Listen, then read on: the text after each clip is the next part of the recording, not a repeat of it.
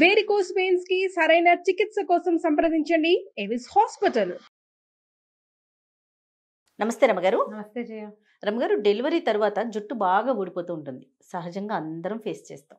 దీనికి మనం ఏమన్నా కాస్త జాగ్రత్తలు తీసుకుంటే ఆ ఊడటాన్ని తగ్గించుకోవచ్చా? ఊడకుండా అయితే మనం చేయలేము. సాధారణంగా ప్రెగ్నెన్సీ ఇట్లా కన్ఫర్మ్ అయ్యేసరికి జుట్టుట మానేస్తుంది, చక్కగా ఒత్తుగా పెరుగుతుంది, మనుషులు తెల్లగా అవుతారు, మొహం మీద మచ్చలు తగ్గిపోతాయి, నున్నగా అవుతుంది. 90% వాళ్ళు ఇలాగా. ఎవరో కొంతమంది మొహాలు మెళ్ళు నల్లబడిపోయి ముక్కింత లావైపోయి మనుషులు ఇట్లా ఊరిపోయి ఏదోగా అవుతారు. తక్కువ. కానీ సాధారణంగా ప్రెగ్నెన్సీ అనగానే జుట్టుడ్డం మానేస్తుంది, చక్కగా పెరుగుతుంది, నున్నగా ఉంటుంది, తలకట్టు బారెడు కూడా పెరిగే వాళ్ళు ఉంటారు, చక్కగా వస్తుంది. ఈ డెలివరీ అయ్యేసరికి 5వ నెల 6వ నెల వచ్చేసరికి జుట్టు ఊడిపోవటం మొదలవుతుంది. ఊగొట్టేసరికి జుట్టు ఊడిపోతుంది అంటారు పిల్లలు. ఊగొట్ట 4-5 నెలలు వచ్చేసరికి ఊ అని ఆ కవిస్తూ ఉంటారు వాళ్ళే. ఆడెప్పుడు ఊ అన్నాడో అప్పుడు మన జుట్టు పాత రోజుల్లో అలాగే చెప్పేది. జనరల్గా ఏంటంటే ఒక 6 నెలల పాటు తల్లులు వాళ్ళ ప్రెగ్నెన్సీలో ఉన్న తిన్నవి వేసుకున్న మందులు అవి వాటి ఎఫెక్ట్ ఉంటుంది. 5-6 నెలలు వచ్చేసరికి పాలు ఇస్తారు కదా, పాలు ఇవ్వటము, ఈ మన నర్సింగ్ వల్ల కొంత, తర్వాత ఏమో ఈ హార్మోనల్ బ్యాలెన్స్ అవి మళ్ళీ మారుతాయి. అంతకుముందు పీరియడ్స్ ఏం లేవు కదా మనకి, అది వేరే హార్మోనీలో ఉంది మన సంగతి. హార్మోనీ మారిపోతుంది శరీరంలో. కొత్త నెత్తురు పట్టడం అంటారు. నెత్తురు పట్టేటప్పుడు జుట్టు ఊడిపోయి మళ్ళీ వస్తుంది. ఈ ప్రెగ్నెన్సీ డెలివరీ అయ్యాక పోయిన జుట్టు రాకుండా ఏముండదమ్మా, ఇంత కుచులుగా ఊడిపోతుంది. మళ్ళీ ఏడాది వచ్చేసరికి మళ్ళీ వస్తుంది తల. ఈ లోపల మళ్ళీ మనకి ప్రెగ్నెన్సీ వచ్చో, జ్వరాలు వచ్చో, దగ్గులు వచ్చో, జలుబులు వచ్చో, ఏ మోషన్స్ అయ్యో, ఏ థైరాయిడో కనపడి రాత్రులు అస్సలు నిద్ర లేకుండా పొద్దునే వీళ్ళు ఆఫీసుల్లో చేరిపోయి చాలా స్ట్రెస్ఫుల్గా అయిపోయి స్ట్రెస్ అవుట్ ఎలాగో అవుతారు. ప్రెగ్నెన్సీ పిల్లలతోటి పోస్ట్ పార్టము కూడా ఉంటుంది. కొంతమందికి పిల్లల్ని హ్యాండిల్ చేయలేక స్ట్రెస్ అవుట్ అయిపోతూ ఉంటారు. నిద్రలు చాలవు, స్ట్రెస్ పెరిగిపోతుంది, జుట్టు ఆటోమేటిక్గా ఊడిపోయి రాదకుండా అయిపోతుంది. బేసిక్ నీడ్స్ కొన్ని ఇవ్వాలి శరీరానికి. మనం ప్రెగ్నెన్సీలో పోషణ బాగా చేస్తాం, పిల్లలు పుట్టాక పోషణ తగ్గిపోతుంది, మన మీద తగ్గిపోతుంది. ఈ పిల్లాడి మీదే ఉంటుంది కదా, చంటివాడి మీదే ఉంటుంది, దాంతో వస్తుంది. మీరు ఖచ్చితంగా 5-6 నెలలు వరుసగా మీరు నర్సింగ్ మదర్ అయితే ప్రతిరోజు పాలు తాగటం మానేయకుండా. ఎనర్జీ డ్రింక్స్ ఏవో ఇస్తారు, డాక్టర్లు ఇస్తున్నారు ఇవాళ, అవి పుచ్చుకోవటం. ఆ హార్లిక్స్ ఈ హార్లిక్స్ ఏమిటో రాస్తున్నారు కదా, తీసుకోండి, అవి మానేయకుండా. కొంచెం సమతులమైన ఆహారం తీసుకోవటం, బాదం పప్పులు లాంటివి తినడం, ఆయిల్ సీడ్స్. ఇందులో ఏమవుతుందంటే కొన్ని పిల్లలకు అరగవు, కొన్నిటికి మనం పథ్యం చేస్తాం. ఈ పథ్యం వ్యవహారాల్లో ఏమవుతుందంటే సాధారణంగా ఈ సమతులమైన ఆహారము, హెవీ ప్రోటీన్ ఇంటేకు అవి ఉండవు. ఐరన్ లాస్ ఆటోమేటిక్గా జరిగిపోతుంది. ఈ లోపల పీరియడ్స్ వచ్చేసినాయి అనుకో, ఆటోమేటిక్ ఐరన్ లాస్. అవును కదా. ఇన్ని కారణాల వల్ల ఊడిపోతుంది జుట్టు. మీరు ఖచ్చితంగా ఐరన్ రిచ్ ఫుడ్ తినడము, ఐరన్ విత్ జింక్ ఏదైనా తీసుకోవటము, రాగి మాల్ట్ లాంటివి తీసుకోవటము, తర్వాత డాక్టర్కి చెప్పి నాకు వీక్ ఫీలింగ్ ఉంది, లేకపోతే నాకు నిద్ర పట్టట్లేదు, నాకు జుట్టు ఊడిపోతుంది, ఇలాంటివి చెప్పి జనరల్ మెడిసిన్ కూడా ఒకటి తీసుకోవటము ఏదైనా చేస్తే మీకు జుట్టు పుట్టడం కొంత ఆగుతుంది. పోయిన జుట్టు మళ్ళీ వస్తుంది. ఓకే, సాధారణంగా వస్తుంది, రాకపోవటం ఏమి ఉండదు.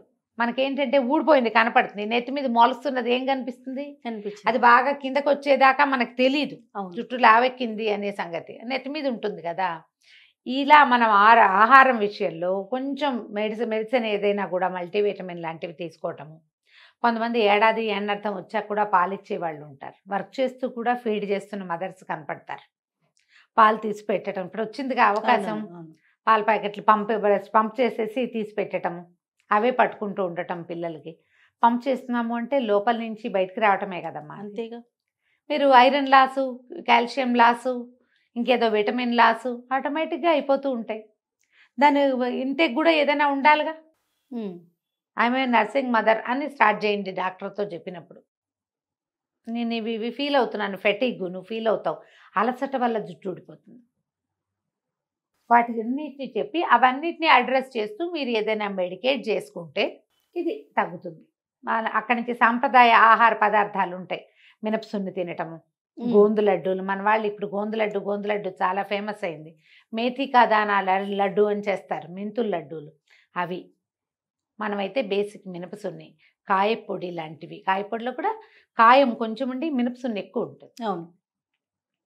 బియ్యపు రవ్వతోటి చేసిన ఆహార పదార్థాలు అలాంటివి తీసుకుంటూ ఉంటే మెల్లిగా మనం ఏ ఐరన్ కోల్పోతున్నామో అది శరీరానికి అందుతూ ఉంటుంది. సిట్రస్ ఫ్రూట్స్ తప్పకుండా తినాలి. మీరు ఐరన్ రిచ్ ఏం తీసుకుంటున్నా దాంతోపాటు సి విటమిన్ వచ్చేవి జలుబు చేస్తాయని తినరు. దీనికి ఒక సిద్ధాంతం ఉంటుంది.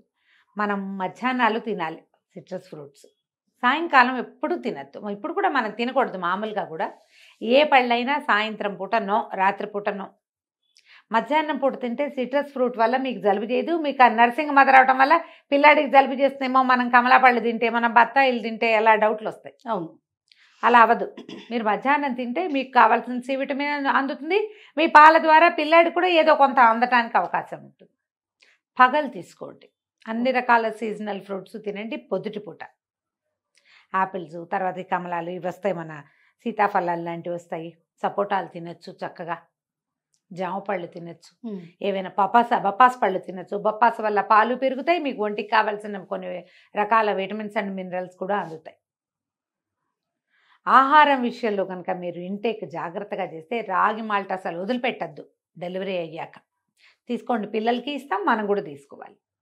ఏమన్నా జొన్న రొట్టెలు, గోధుమ రొట్టెలు తినే అలవాటు ఉంటే శుభ్రంగా అవి కూడా తినచ్చు. కూరలు తింటాము, తర్వాత ఏమంటారు పచ్చివి మన మొలకలు తింటాము, పళ్ళు తినటము, అవి మానకుండా ఉంటే మీకు కావాల్సింది అంది. పిల్లలకి పాలు ఉంటాయి, మీకు నెత్తి మీద జుట్టు కూడా ఉంటుంది.